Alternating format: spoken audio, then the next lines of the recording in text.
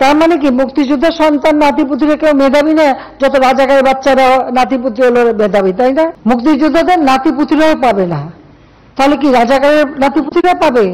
প্রধানমন্ত্রীর এই বক্তব্য প্রত্যাহারের দাবি জানাই আমরা সবাই। যতদিন না পর্যন্ত আমাদের এক দফা এক দাবি পালন না হচ্ছে এবং প্রধানমন্ত্রী তার বক্তব্যের জন্য ক্ষমা প্রার্থনা না করছে, এই আন্দোলন চলবে। প্রধানমন্ত্রী ঠিক কী উদ্দেশ্যে এই কথা বলেছে আমরা জানি না, কিন্তু আমরা যারা বর্তমানে ইউনিভার্সিটির স্টুডেন্ট, আমাদের যে শিক্ষা জীবনটা বেশিরভাগ কেটেছে কিন্তু এই সরকারের আমলে। আর এই সরকার, আমাদের বেশিরভাগ শিক্ষা জীবন কেটেছে এই সরকারের আমলে। আর এই সরকার সবসময় আমাদেরকে মুক্তিযুদ্ধের আদর্শের কথা বলেছে, মুক্তিযুদ্ধের চেতনার কথা বলেছে। বাংলাদেশে বর্তমান সব শিক্ষার্থী মুক্তিযুদ্ধের আদর্শের কথা শুনে শুনে বড় হয়েছে। রাজাকার শব্দটাকে তারা প্রচণ্ড ঘৃণা করে, যেটা আমরা কিন্তু গণজাগরণ মঞ্চের সময় দেখেছি।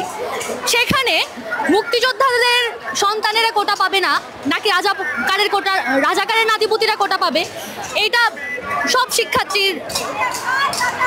শিক্ষার্থীদেরকে উস্কানি দিয়েছে। আসলে এই কথাটা বলা প্রধানমন্ত্রীর মোটেও ঠিক হয়নি, কারণ বাংলাদেশে শুধু মুক্তিযোদ্ধার সন্তানরা নাই, আর মুক্তিযোদ্ধারা শুধুমাত্র তাদের নিজেদের জন্য যুদ্ধ করেনি, তারা যুদ্ধ করেছিল বাংলাদেশের সব মানুষ যেন সমানভাবে শান্তিতে বাঁচতে পারে। এজন্য দেশের সব মানুষের জন্য, সাধারণ মানুষের জন্য তারা যুদ্ধ করেছিল। আমরা কিন্তু এই বাংলাদেশ আর তারা আশা করেনি যে কেউ অধিকার পাবে, কেউ পাবে না।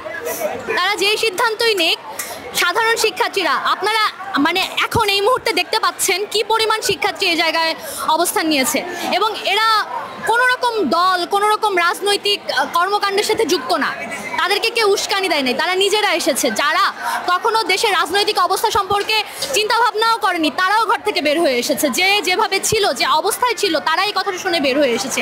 এখানে যে পক্ষ যেমনই করুক, সাধারণ মানুষের শক্তির সাথে কেউ টিকে উঠতে পারবে না। প্রধানমন্ত্রীর এই বক্তব্য প্রত্যাহারের দাবি জানাই আমরা সবাই। যতদিন না পর্যন্ত আমাদের এক দফা এক দাবি পালন না হচ্ছে এবং প্রধানমন্ত্রী তার বক্তব্যের জন্য ক্ষমা প্রার্থনা না করছে, এই আন্দোলন চলবে। এখন যেটাই বলুক, আমাদের দাবি যেখান থেকেই পূরণ হওয়ার, দাবিটা পূরণ হইতে হবে এবং তারপরই আমরা থামবো।